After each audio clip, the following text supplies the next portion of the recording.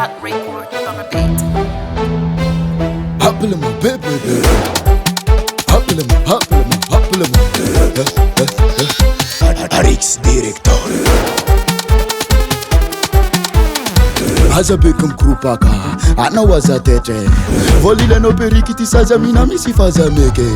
Zati misi kilubaka, mina Balenciaga. Chata kucha pana mi fenanga na fasa irana nga natal. Sami poko, akwata na zati mi jojojo. Ino tiana fa atoko, Louis V Chanel Coco. Aya, Timi gade fa demode, komila ratara peye mone. Kotizane no desede. Hai, ti ula nga pula cha, zera tiana mi samina. Ocha ki chera pikara na tono yu mama, timila matapaza.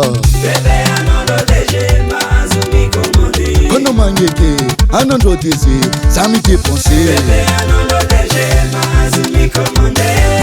Wana, mia raka chulanga. I'm a boss, I'm a boss, I'm a boss, I'm a boss, I'm a boss, I'm a boss, I'm a boss, I'm a boss, I'm a boss, I'm a boss, I'm a boss, I'm a boss, I'm a boss, I'm a boss, I'm a boss.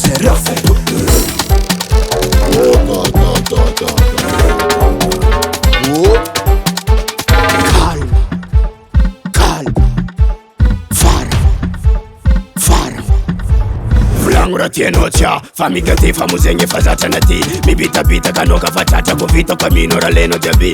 Sisi che mina che ranzaka, sono cimino mi famata, ma botu mi kanda na tizaga. La verità su ci fitaka. Fito kwa minoze mama, tano chimezita mana. Kama nita na toku mafana, minana. Ona tusizaka, namba babata, faza umana na tilana chibotanisa zabadi mirika rikara tutila ni nozaza.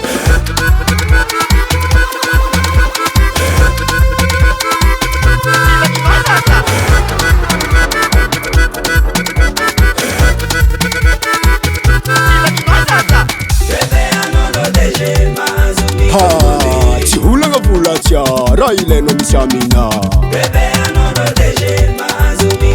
Ocha ki chera pikara na tono yu mama, timila matapaza.